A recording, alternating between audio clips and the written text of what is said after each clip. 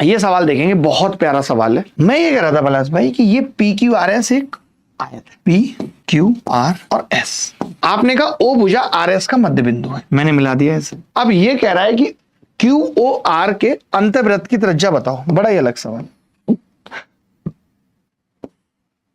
इसकी त्रिज्या पूछ रहा है और हम सब जानते हैं, इन्होंने हमें दे क्या क्या रखा है, क्यू आर ये 45 है और ये 56 है, और अगर ये मिड पॉइंट था तो ये 28 है। मैं इतना जानता हूं कि जो राइट एंगल ट्राइंगल में आर होती है वो perpendicular plus base minus hypotenuse बटे 2 होती है।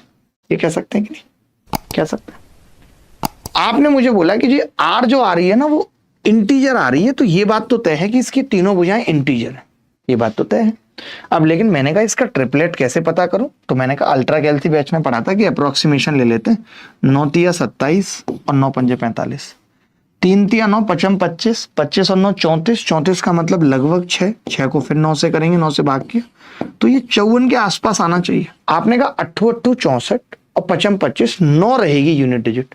54 के आसपास कौन सी संख्या है जिसका स्क्वायर करूं और 9 रहे, तो आपने कहा 53, ये 53 होगा, ये 53 आ गई। अब बस कुछ करना ही नहीं था, फॉर्मूला लगाना था 28। ये शायद आपने आज तक कभी नहीं पढ़ा होगा कि ऐसे भी कोई ट्रिपलेट निकाल सकता है मास्टर, ये शायद नहीं पढ़ा होगा आपने कि ट्रिपलेट निकालने का भी ये तरीका हो सकता है। 10 आ रहा है, यही इस सवाल का उत्तर है।